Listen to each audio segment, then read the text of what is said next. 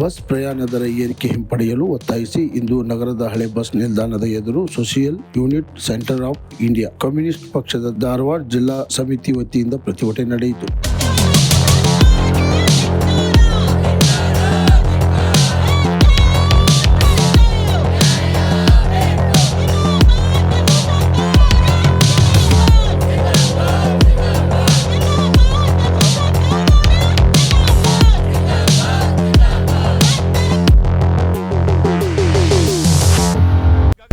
ಏರ್ತಾ ಇದಾವೆ ಬೆಲೆಗಳು.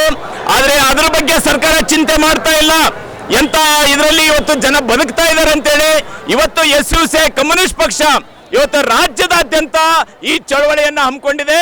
ರಾಜ್ಯದ ಜನತೆ ಕೂಡ ಇವತ್ತು ಸರ್ಕಾರದ ಈ ನೀತಿಯನ್ನ ಖಂಡಿಸಬೇಕು, ಇವತ್ತು ಹೋರಾಟಕ್ಕೆ ಬೀದಿಗಿಳಿಬೇಕು ಅಂತ ಹೇಳಿ SUC ಕಮ್ಯುನಿಸ್ಟ್ ಪಕ್ಷ ಇವತ್ತು ಕರೆ ಕೊಡ್ತಾ ಇದೆ. ಇವತ್ತು ಈ ಸಂದರ್ಭದಲ್ಲಿ ಧಾರವಾಡದಲ್ಲಿ ಕೂಡ ಈ ಒಂದು ಪ್ರತಿಭಟನೆಯನ್ನು ಹಮ್ಮಿಕೊಂಡಿದ್ದೀವಿ. ಇವತ್ತು ಜನಗಳಲ್ಲಿ ಇವತ್ತು ಯಾವ ರೀತಿ ಬೆಲೆ ಏರಿಕೆ ಆಗ್ತಾ ಇದ್ರೆ 500 ರೂಪಾಯಿ ದುಡಿದ್ರೆ ಇವತ್ತು ಯಾವುದೇ ರೀತಿಯಲ್ಲಿ ಜೇಬ್ನಲ್ಲಿ ಉಳಿಯೋದಿಲ್ಲ. ಎಣ್ಣೆ ರೇಟ್ ಏನಾಗಿದೆ, ತೊಗರಿ ಬೇಳೆ ರೇಟ್ ಏನಾಗಿದೆ, ಒಬ್ಬ ಕಟ್ಟಡ ಕಾರ್ಮಿಕ 500 ರೂಪಾಯಿ ದುಡಿದ್ರೆ ಇವತ್ತು ಬರೇ ಅವನು ಬಸ್ ಚಾರ್ಜ್ಗೆ ಇಡಬೇಕಾಗ್ತತಿ. ಅಂತ ನೀತಿಯನ್ನು ಒಪ್ಪಲಿಕ್ಕೆ ಸಾಧ್ಯ ಇಲ್ಲ.